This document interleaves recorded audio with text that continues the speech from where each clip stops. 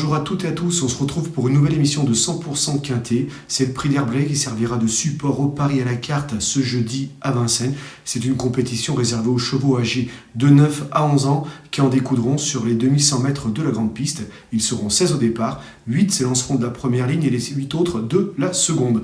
Vous allez voir l'étude du papier, on peut détecter quelques bases, mais sachez que tout de même l'épreuve est relativement ouverte. On vous invite à faire des longues car ils sont plusieurs à prétendre aux bonnes places dans cette compétition. Allez, sans plus attendre, on entre dans le vif du sujet en brossant le tableau des partants. Allez, on débute ce tableau des partants par l'As Fossoyeur. Il n'a pas été convaincant au cours des derniers mois. Cela dit, ce n'est pas une impossibilité pour les places, car il apprécie ce parcours. Le 2 Farandole d'Ipalba. Elle vient de s'imposer aux montées, et pour son retour à l'attelé, elle aura de hautes ambitions. Le 3 Détroit Ace, après une longue absence, il en sera à son second parcours, et je ne l'ai pas retenu. Le 4, Flamme Julerie. Elle n'a pas été chanceuse le dernier coup pour son retour à Vincennes. Elle fait partie des chances régulières de l'épreuve. Le 5, Forever Gel. Sa récente sortie est bonne sur plus long. Il a sa place dans le quintet. Le 6, Dalia Dupont. Il a 2 courses dans les jambes et eu égard à ses plus récentes sorties sous la selle qui n'ont pas été convaincantes. Ce ne sera pas simple, même avec Eric Raffin au sulky. Le 7, Fusée des Vaux. Elle est régulière dans l'ensemble et a des références qui l'autorisent à bien faire. Le 8, Zigouli des Grépis. Ce sera une première à Vincennes et il est difficile à cerner. Il a quelques références à faire valoir en Italie, je m'en méfie tout de même. Le 9, Domino d'Auvrecy, il est en forme pour ce retour à Vincennes. Et il a le droit de bien faire malgré le numéro 9. Le 10, Last Winner. Elle reste sur une victoire sur cette piste et sur plus long. Une confirmation de sa part est attendue, bien sûr, elle aura besoin du bon parcours avec le numéro 10. Le 13, Elixir d'Anama. Son entourage est confiant, et il faudra s'en méfier. Le 12, Écume de Furtray. Elle est en forme et si elle a le bon parcours, elle peut viser une place comme d'autres. Le 13, Hurricane River. Il vient d'afficher un super chrono sur le parcours en marchant 1:11.2. Je le retiens en bonne position. Le 14, Fidel Madric. Il possède lui aussi des références sur le parcours et il a sa chance. Le 15, Éditeur Laravel, il est en forme. Il reste sur un succès et il peut tenter de surprendre dans cette compétition avec le bon parcours. Le 16, Zincotop. Il a affronté des meilleurs lots et avec le bon déroulement, il est capable de lutter pour les toutes premières places. J'y crois.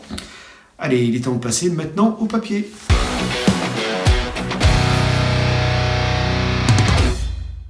Allez, mon choix préférentiel s'est placé sur le numéro 2, c'est Farandole d'Ipalba. Elle vient de s'imposer à Vincennes sous la selle et ce, assez facilement. Le fait de revenir à l'attelé peut lui être bénéfique en vue de ce quintet. La jument est en forme, comme l'a confirmé Léo Abrivard dans notre sélection. Elle a conservé une forme parfaite et elle est en droit de très bien faire une nouvelle fois. C'est vrai qu'elle découvre dans la foulée un bon engagement au gain. C'est la concurrente la plus argentée du lot. Vraiment, l'engagement au gain est parfait. Elle s'élancera que numéro 2, ce qui est aussi un avantage. Ma seule petite réserve, c'est qu'elle n'est pas vraiment confirmée sur les parcours de vitesse. La dernière fois qu'elle a couru sur l'exercice de la vitesse, c'était en juillet 2021 à Vichy. Elle avait été alors disqualifiée. C'était mis sur 1609 mètres. C'est vrai qu'elle est peu confirmée. Je ne pense pas que ce soit vraiment une concurrente qui démarre vite derrière l'Autostart. Voilà, c'est un petit peu ma réserve, mais quand même l'Autostart va l'aider aussi à démarrer.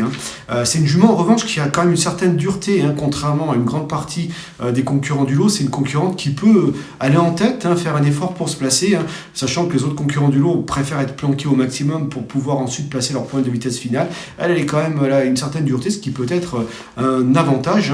Alors à Vincennes, c'est vrai qu'elle a peu couru avant de rejoindre les box de Laurent Abrivard à l'automne dernier. À ce jour, elle compte seulement 9 sorties, mais tout de même, elle compte 4 victoires. 4 victoires en 9 sorties, ce qui lui fait un pourcentage de réussite à la gagne de 44%. Donc c'est quand même pas mal. Donc voilà, c'est une base logique dans cette épreuve, mais tout de même, on ne peut pas non plus en faire une base en béton parce qu'il y a quand même de la concurrence. Il y a le niveau assez resserré et on peut lui mener la vie dure. Je pense notamment au numéro 16, Zincotop, que j'ai placé en deuxième position dans ma sélection. Comme l'a déclaré Gabriel Gélormide dans nos colonnes, il a été préparé pour ça. À Vincennes, vraiment, il a signé ses meilleures performances sur les 2100 mètres de la grande piste et c'est un élément aussi qui possède des références face à une opposition plus huppée. Sachez qu'il n'y a pas si longtemps que ça, il se classait quand même 3e de Galileo Bello ou encore de Gendréen dans une épreuve disputée. Alors c'était sur plus long, c'était sur 2850 mètres. La ligne est plutôt bonne parce que vous les prenez, il dispose d'une première chance dans cette épreuve-là. Donc ce qui est pas mal. Et j'ai un petit chiffre à vous proposer pour enfoncer le clou par rapport aux 2100 mètres de la grande piste. Il s'y plaît énormément. Et c'est le concurrent le plus rapide du lot. Il a déjà marché 1,11 pile. Hein. Il terminait deuxième du bon Cicero TG. C'était en octobre dernier. Hein. Voilà, la ligne est plutôt intéressante. Et le chrono, bien sûr, hyper bon. 1,11 pile. Et c'est un élément aussi qui a déjà marché 1,11 hein, sur ce parcours-là. Donc, c'est pas un chrono isolé, ce 1,11. Et il s'est également placé... l'hiver dernier sur ce parcours en 1,11,7, encore un bon chrono. Et ce jour-là, il se classait deuxième de Gasoline du Seu tout en battant Geisha Speed. Geisha Speed qui est une bonne jument, comme vous le savez. Et c'était déjà, avec un numéro en seconde ligne, il avait le 11. Donc voilà, il peut se sortir de ce piège-là. Et sachez, la meilleure élection qu'il a affichée, les 1,11 que j'indiquais il y a quelques secondes de cela, il s'est lancé également en seconde ligne, une nouvelle fois avec le numéro 11. Là, il a le numéro 7, c'est un peu plus compliqué. Mais s'il peut se faire ramener en prenant le wagon 3, je pense qu'il est capable de bien faire. Hein. Donc moi j'y crois, je pense qu'il est capable vraiment au chrono strict de pouvoir jouer la gagne. Hein. Voilà, au papier, je veux dire, ces chronos l'autorisent bien sûr à avoir une première chance. J'ai placé en troisième position de ma sélection, il s'agit du 13 Hurricane River. Le cheval est en forme et il m'a bien plu dernièrement lors de sa troisième place sur ce parcours derrière trois éléments, derrière deux bons éléments, excusez-moi, il marchait 1,11,2, hein, ce qui est quand même pas rien. D'ailleurs, on a une course référence à vous proposer. Alors, il avait patienté en mi-peloton, avant de repiquer la corde dans le tournant final, il avait très bien terminé, hein, le long de la corde, il s'est bien défendu plutôt, le long de la corde pour s'assurer la troisième place, et il s'est montré lutteur jusqu'au bout, derrière les intouchables Erosola et Gilmour. Alors c'est vrai que Erosola c'est un cheval déclassé, quand même la ligne est plutôt bonne, et Gilmour aura une belle chance à défendre aussi dans cette épreuve, donc la ligne est bonne.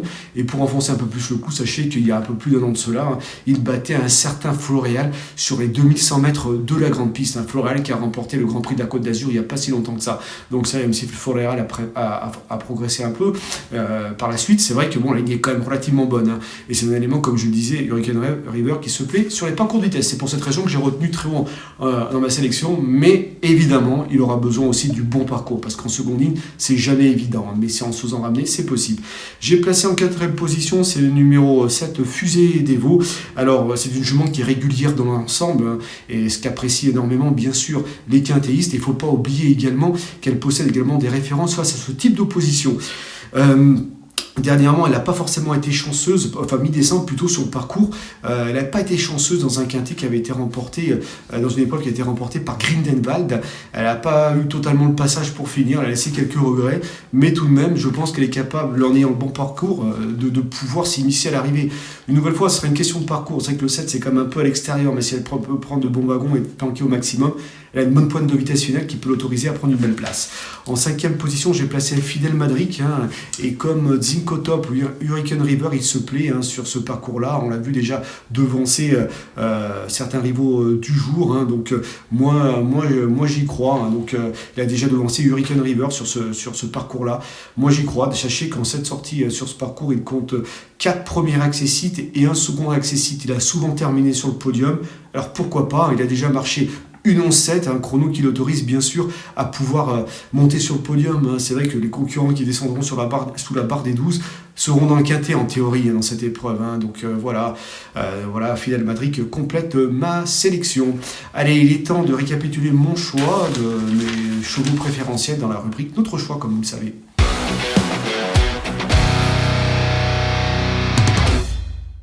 Allez, tout en haut de ma sélection, j'ai placé le numéro 2, Farandole di Palba, suivi du 16, Zinkotop, suivi du 13, Hurricane River, suivi du 7, Fusée des Veaux, et du 14, Fidel Madric.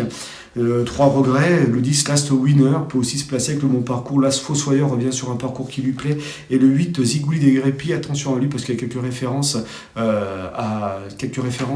en Italie, donc à faire valoir. Mais on aurait pu bien sûr en citer d'autres, n'hésitez pas à ouvrir vos jeux comme je le disais. Un petit cheval du jour, on reste à Vincennes, c'est le 805 Juste d'Oléron, je crois capable une nouvelle fois de terminer sur le podium. Eh bien écoutez chers amis, je vous remercie pour votre fidélité, je vous dis à très bientôt pour une nouvelle émission de 100% Quintet. Merci à vous d'avoir suivi cette vidéo. Alors pour vous abonner à notre chaîne YouTube, c'est ici. Et pour suivre encore plus de vidéos Paris Turf, c'est de ce côté.